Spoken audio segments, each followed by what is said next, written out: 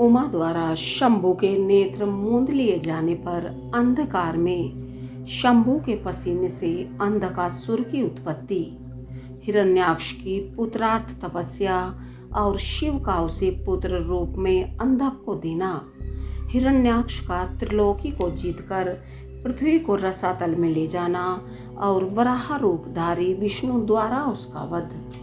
सनत कुमार जी कहते हैं, व्यास जी, अब जिस प्रकार अंधकासुर ने परमात्मा शंभु के गणाध्यक्ष पद को प्राप्त कर लिया था, महेश्वर के उस मंगलमय चरित्र को श्रवण करो।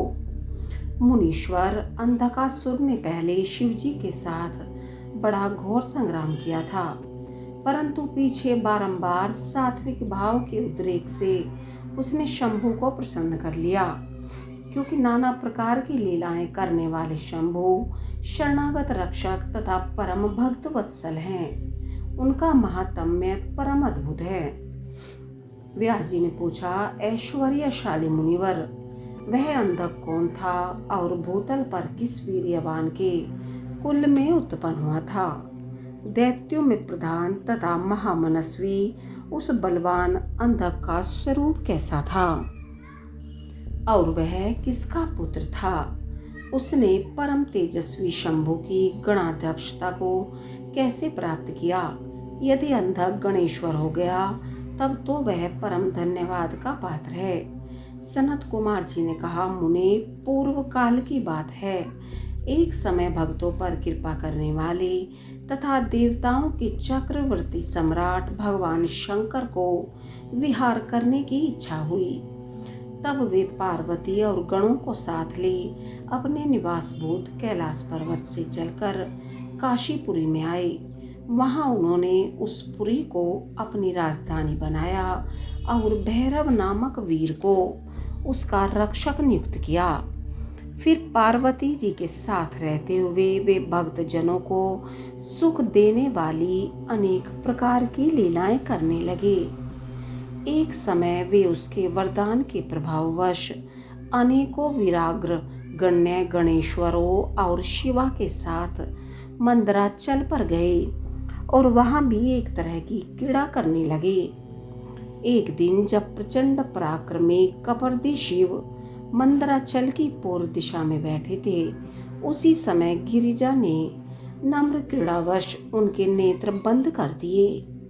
इस प्रकार जब पार्वती ने मूंगे स्वर्ण और कमल की प्रभा वाले अपने कर कमलों से हर के नेत्र बंद कर दिए, तब उनके नेत्रों के मुंद जाने के कारण वहां क्षण भर में ही घोर अंधकार फैल गया।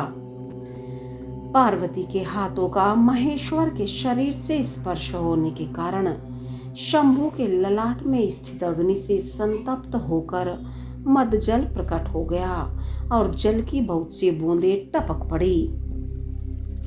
तदंतर उन बूंदों ने एक गर्भ का रूप धारण कर लिया। उससे एक ऐसा जीव प्रकट हुआ जिसका मुख विकराल था।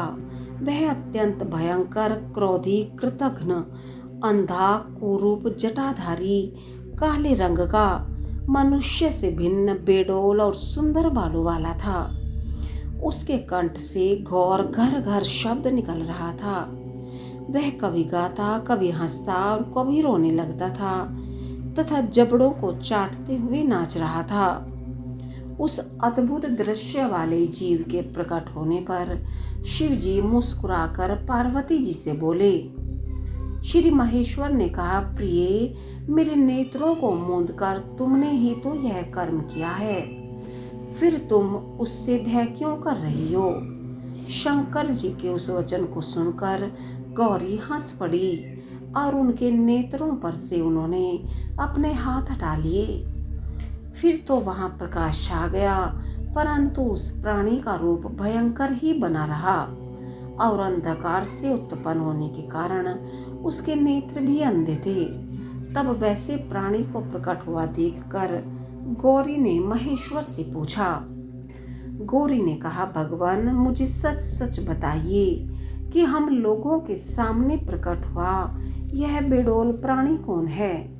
यह तो अत्यंत भयंकर है।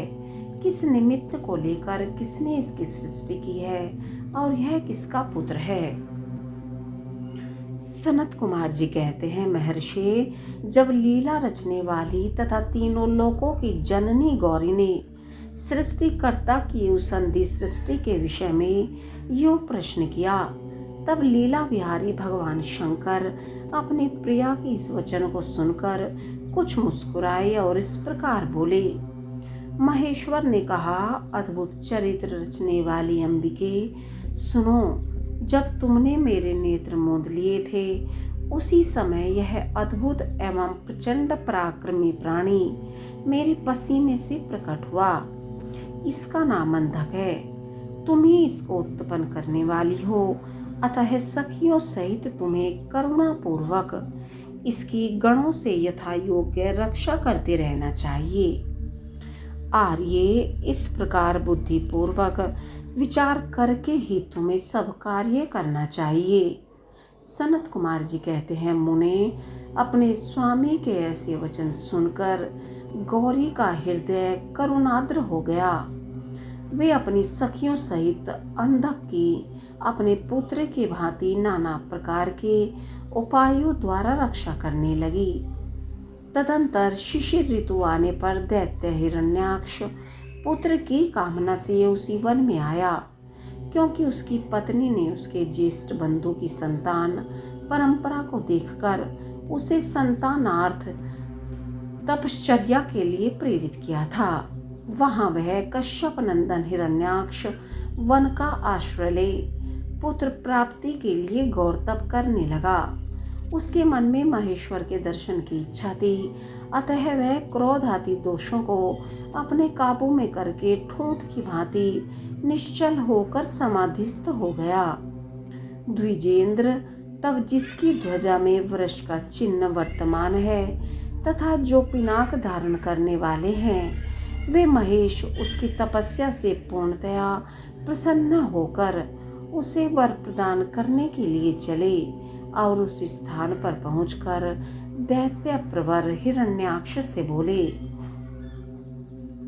महेश ने कहा, दैत्यनाथ, अब तू अपनी इंद्रियों का विनाश मत कर। किस लिए तूने इस व्रत का आश्रय लिया है? तू अपना मनोरथ तो प्रकट कर।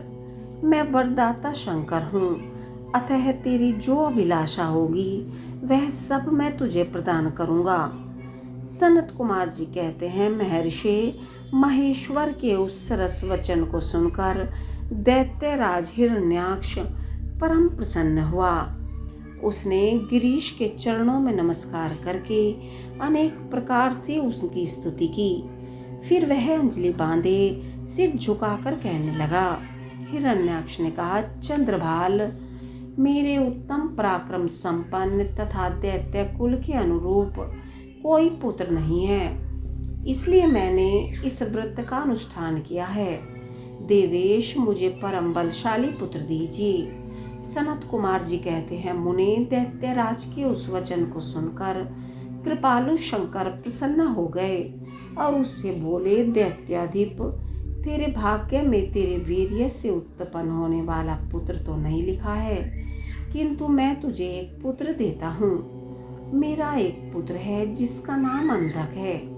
वह तेरे ही समान पराक्रमी और अजेय है। तू संपूर्ण दुखों को त्याग कर उसी को पुत्र रूप से वर्ण कर ले और इस प्रकार पुत्र प्राप्त कर ले। सनत कुमार जी कहते हैं, महर्षि, उससे यूं कहकर गौरी के साथ विराजमान उन महात्मा भूतनाथ त्रिपुरारी शंकर ने प्रसन्न होकर हिरण्याक्ष को वह पुत्र दे दिया। इस प्रकार शिवजी से पुत्र प्राप्त करके वह महामनस्वी दैत्य परम प्रसन्न हुआ। उसने अनेकों स्त्रोतों द्वारा रुद्र की पूजा करके प्रदक्षिणा की और फिर वह अपने राज्य को चला गया।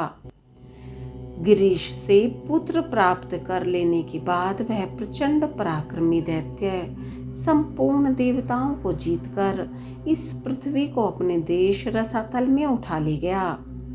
तब देवताओं, मुनियों और सिद्धों ने अनंत पराक्रमी विष्णु की आराधना की। फिर तो भगवान विष्णु सर्वात्मक यज्ञ में विकराल वाराह शरीर धारण कर थुथुन के अनेकों प्रहारों से पृथ्वी को विदीर्ण करके पाताल लोक में जा घुसे। वहां उन्होंने कभी न टूटने वाली अपनी अगली दाढ़ों से तथा थुथुन से सैकड़ों दैत्यों का कचूमर निकालकर अपने वज्र सदृश कठोर पाद प्रहारों से निशाचरों की सेना को मथ डाला। तत्पश्चात अद्भुत एवं प्रचंड तेजस्वी विष्णु ने करोड़ों सूर्यों के समान प्रकाशमान सुदर्शन चक्र से हिरण्याक्ष के प्रज्वलित सिर को काट लिया और दुष्ट दैत्यों को जलाकर भस्म कर दिया। यह देखकर देवराज इंद्र को बड़ी प्रसन्नता हुई। उन्होंने उस असुर राज्य पर अंधक को अभिषिक्त कर दिया। फिर महात्मा इंद्र विष्णु को अपनी दाढ़ों द्वारा पाताल लोक से पृथ्वी को लाते हुए देखकर परम प्रसन्न हुए और अपने स्थान पर आकर पूर्ववत स्वर्ग और भूतल की रक्षा करने लगे।